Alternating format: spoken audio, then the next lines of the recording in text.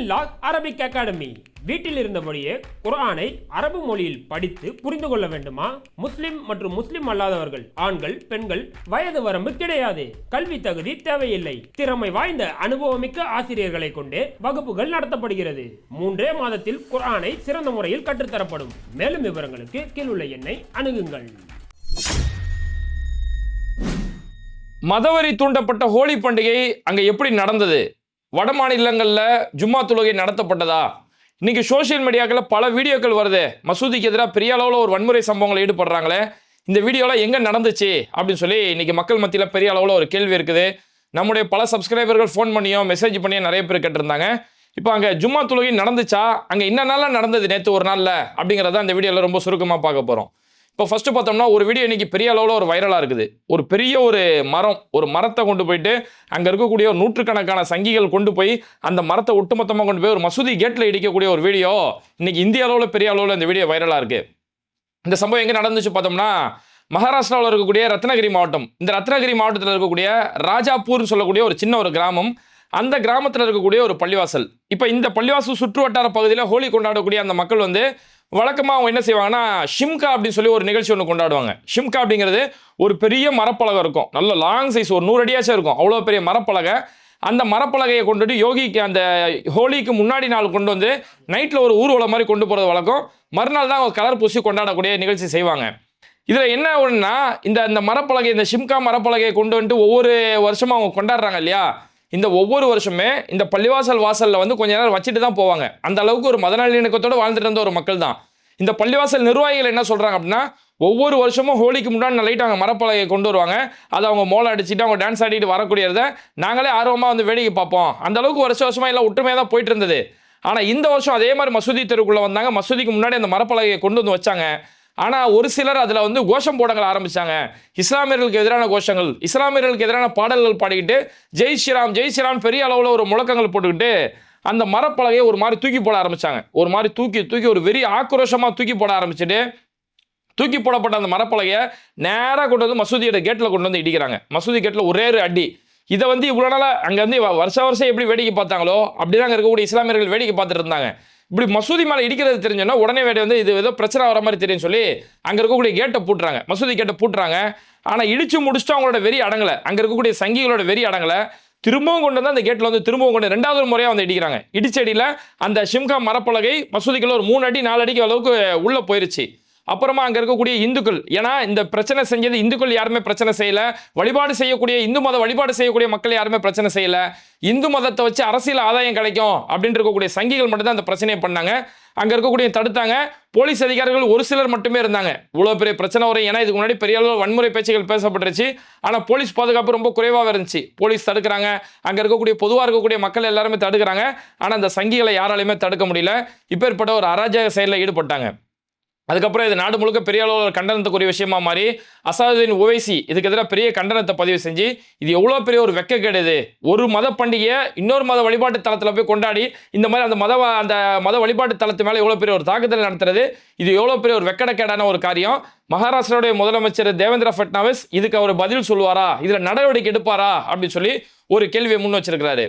அது இல்லாமல் அந்த உள்ளூர் பகுதியை சேர்ந்த ஒரு இஸ்லாமிய வழக்கறிஞர் ஒருத்தர், ஓவைஸ் பெச்சார் அப்படின்னு சொல்லக்கூடிய வழக்கறிஞர், இந்த வீடியோ காட்சி எல்லாத்தையுமே வச்சுக்கிட்டு அங்கே முறைப்படி போலீஸில் புகார் கொடுக்கப்பட்டிருக்கிறாரு. ஆனால் அங்கே இருக்கக்கூடிய காவல்துறை, மகாராஷ்டிரா காவல்துறை, குறிப்பாக அந்த ரத்னகிரி காவல்துறை என்ன செய்கிறாங்க அப்படின்னா, இந்த வீடியோ யாரெல்லாம் பப்ளிஷ் பண்ணுறாங்களோ அந்த வீடியோக்களை நீக்கக்கூடிய வேலைகளில் தான் ஈடுபடுறாங்க. இந்த வீடியோ யாராவது போட்டிங்கன்னா அந்த வீடியோ நீக்குங்க. அங்கே யாரும் அத்துமீறலாம் மசூதிக்குள்ள யாரும் நுழையில, யாரும் மது போதையில் ஒரு சிலர் இந்த மாதிரி செஞ்சிட்டாங்க, மற்றபடி ஒன்றும் பிரச்சனைலாம் ஒன்றும் இல்லைன்னு சொல்லி இந்த விஷயத்தை மூடி மறைக்கக்கூடிய காரியத்தில் தான் அந்த போலீஸ் தொடர்ந்து ஈடுபட்டு இருக்கிறாங்க. உண்மையிலே அங்கே மது போதையிலே சொல்கிறாங்களே, மது போதையில் இது மாதிரி செய்யல, மத போதையால் செஞ்சுருக்கிறாங்க. அந்த மத வெறி தலைக்கு உச்சத்துக்கு ஏறி போய் ஹோலி பண்டிகையை நான் மசூதியில் கொண்டு போய் கொண்டாடணும். ஒன்றும் இல்லைங்க, ராமர் கோயில் எது கண்டாட்டினாங்க, காலங்காலமாக 400 வருஷம் இந்தியாவோட ஒரு அடையாளமாக இருந்த பாபர் மஸ்ஜிது. அந்த பாபர் மஸ்ஜிதை இடித்து நாங்கள் இங்கே தான் ராமர் கோயில் கட்டுவோம்னு சொல்லி பல கோடி செலவில் அந்த இடத்துல ஒரு ராமர் கோயில் கண்டுபிடிச்சிட்டாங்க. ஆனால் ராமரோட பண்டிகையோ அந்த ஹோலியோட பண்டிகை எதுவுமே போய் அந்த கோயிலில் போய் கொண்டாடாம எல்லா பண்டிகையிலும் விளையாட்டுலையும் கொண்டு வந்து மசூதிலேயே கொண்டாண்டு மசூதியே கொண்டு வந்து கோஷம் போட்டுக்கிட்டு வெறுப்பு பிரச்சாரங்கள் செஞ்சுட்டு இருக்காங்க.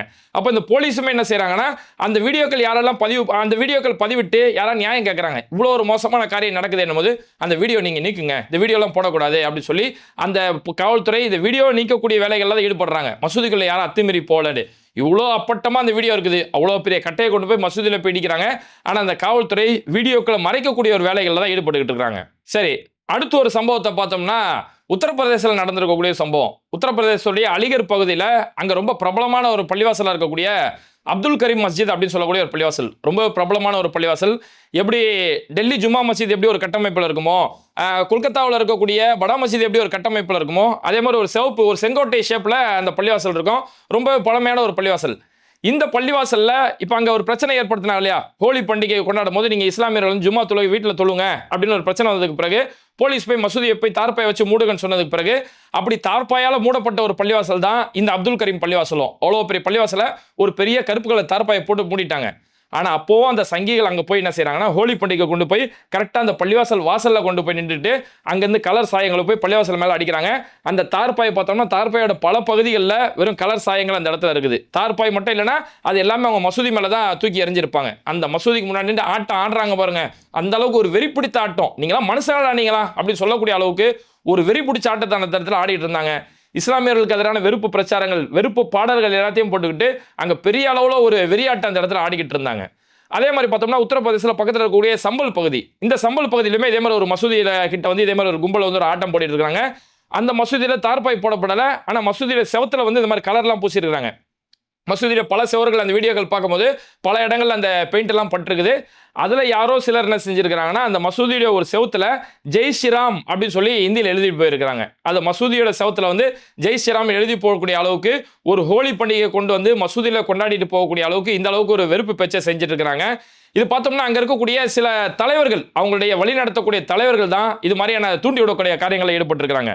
அங்கே இருக்கக்கூடிய இந்து ரக்ஷா தள் அப்படின்னு சொல்லக்கூடிய ஒரு அமைப்பு, அந்த அமைப்போட தலைவராக இருக்கக்கூடிய பிங்கி சௌத்ரி, இந்த பிங்கி சௌத்ரி ஒரு வீடியோ போடுறாரு. ஹோலி கலர் எல்லாமே பூசிக்கிட்டு, இந்த பாருங்க, யாருக்கெல்லாம் உங்களுக்கு ஹோலி கொண்டாடுறது இஷ்டம் இல்லையோ, நான் ஹோலி கொண்டாட மாட்டேன், கலர் பூசிக்க மாட்டேன்னு யாரெல்லாம் சொல்றீங்களோ நீங்களாம் இனிமேல் இந்தியாவில் இருக்கக்கூடாது, சல்லோ பாகிஸ்தானுக்கு சல்லோ, பாகிஸ்தான் கிளம்பி போ அப்படின்னு சொல்லி ஒரு வெறுப்பு பிரச்சாரம். தொடர்ந்து இந்த தலைவர்கள் எல்லாமே வெறுப்பு பிரச்சாரம் தான் செஞ்சாங்க. அதான் நீங்க 52 வெள்ளிக்கிழமை பள்ளிவாசல தொழுறீங்களே, ஒரு வெள்ளிக்கிழமை மட்டும் வீட்டில் தொழுதா என்ன உங்களுக்கு குறை வந்துட போகுது, அப்படி அதே மாதிரி நீங்க பள்ளிவாசலுக்கு போனீங்கன்னா நீங்க தொப்பி போடுற மாதிரி தார்பாய ஹிஜாபா போட்டுக்கிட்டு நீங்க போங்க அப்படின்னு சொல்லி வெறுப்பு தூண்டி விட்டதால இத்தனை நாளா அவங்களுடைய தெருக்கள்லையும் அவங்களுடைய கோவில் பகுதிகளிலுமே ஹோலி கொண்டாடி இருந்த அந்த மக்கள், அந்த சாமானிய மக்களுமே இன்னைக்கு நம்ம ஹோலினாலே இது இஸ்லாமியர்களுக்கு எதிரான பண்டிகை தான், அதை நம்ம மசூதி வாசல்ல தான் போய் கொண்டு போனோம், இஸ்லாமியர்களுக்கு எதிராக வெறுப்பு பிரச்சாரம் தான் செய்யணும்னு சொல்லி இப்பேற்பட்ட வெறுப்பு காரியங்கள் ஈடுபடக்கூடிய காரியங்கள் இது மாதிரியான வீடியோக்கள் நம்மளால பார்க்க முடியுது. ஆனா அதுல கவனிக்க வேண்டிய விஷயம் என்ன தெரியுமா, எப்போ ஒரு வெறுப்பு சிந்தனை ஒருத்தனுக்கு ஊண்டப்படுதோ அந்த வெறுப்பு அவன் யாரை நோக்கி செய்யறானோ அவனை நோக்கி மட்டும் போகாது, அவனை சுற்றி இருக்கக்கூடிய மக்களே அந்த வெறுப்பு ஒரு காலத்தில் பாதிக்கின்றதுக்கு இந்த ஹோலியை ஒரு மிகப்பெரிய ஒரு உதாரணமாக மாறி இருக்கு. இஸ்லாமியர்களுக்கு எதிராக அந்த ஹோலியை பெரிய அளவில் தூண்டி விட்டாங்க இல்லையா, அந்த வெறுப்பு மனநிலைக்கு உள்ளான அந்த வாலிபர்கள் என்ன செஞ்சாங்கன்னா கடைசியில் ஒரு இந்துவையும் அடிச்சு கொள்ளக்கூடிய அளவுக்கு இன்னைக்கு நிலைமை மாறி போயிருக்குது.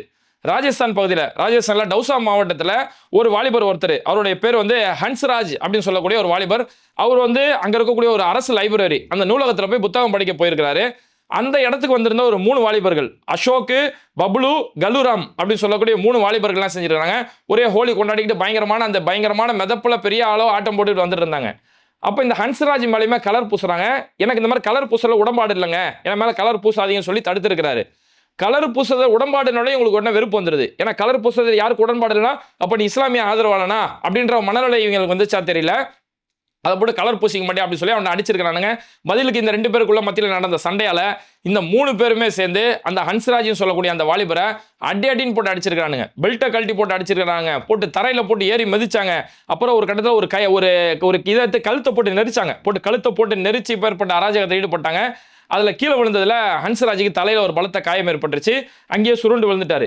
அதுக்கப்புறம் அவர் அங்கேருந்து மீட்டு கொண்டு போய் ஹாஸ்பிட்டலில் கூட்டு போகும்போது ஹாஸ்பிட்டலில் டாக்டர் சொல்லிட்டாங்க அவர் வர வழியிலே இறந்துட்டாரு, தலையில் நல்ல ஒரு பலத்த காயம் ஏற்பட்டுருச்சு அப்படின்னு சொல்லி டாக்டர் சொல்கிறாங்க. அவங்களுடைய குடும்பத்தார் அந்த உடலை எடுத்துகிட்டு போய் பக்கத்தில் இருக்கக்கூடிய ஒரு நேஷனல் ஹைவே ரோட்டில் வச்சுட்டு பெரிய அளவில் போராட்டம் பண்ணிட்டு இருக்காங்க.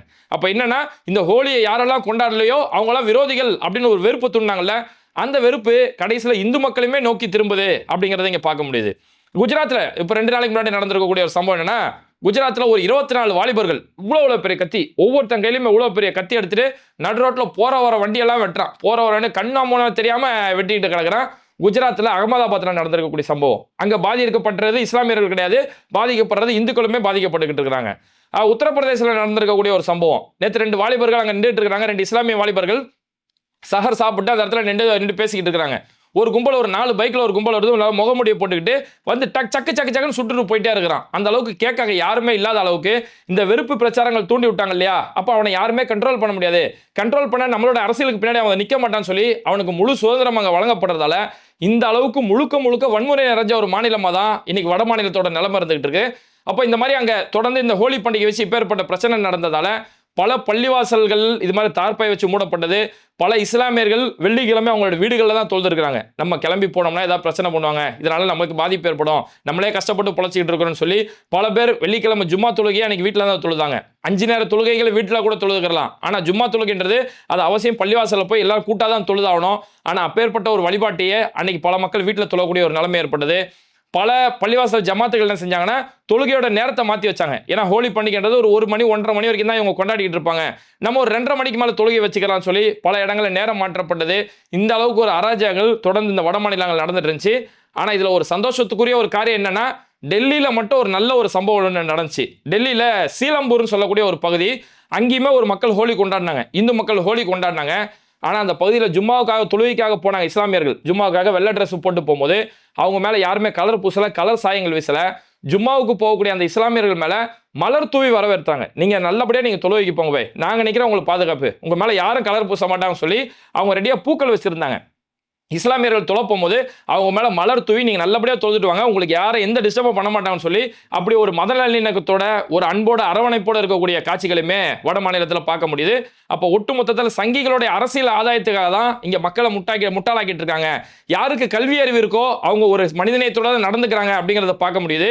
இதுக்கு ஒரு நல்ல ஒரு உதாரணமாக, ஒரு இறுதி உதாரணமாக நம்ம சொல்கிறதா தான் குஜராத்துடைய கலவரத்தை சொல்லலாம். குஜராத் கலவரம் ஏற்பட்ட அந்த நேரத்தில் 2 போட்டோ மிகப்பெரிய அளவில் வைரலாக இருந்தது. ஒரு போட்டோ ஒருத்தன் ஆக்ரோஷமாக ஆன்னு கத்தக்கூடிய ஒரு சங்கியோடைய போட்டோ, இன்னொரு போட்டோ அந்த சங்கிகளுடைய வன்முறையால் பாதிக்கப்பட்ட ஒருத்தன் குடும்பத்தை இழந்து சொத்தை இழந்து அப்படி கதறி அழுவக்கூடிய, அவன் கண் நிறைய கண்ணீர் நிற்கக்கூடிய ஒரு போட்டோ. இந்த 2 போட்டோ பெரிய அளவில் வைரலாக இருந்தது. அதுக்கு பிறகு இந்த போட்டோ தான் குஜராத் கலவரத்துக்கான அடையாளமாக பார்க்கப்பட்டது. அதுக்கு பிறகு பல வருஷம் கழிச்சு இந்த 2 பேருமே ஒரு இடத்துல மீட் பண்ணுறாங்க.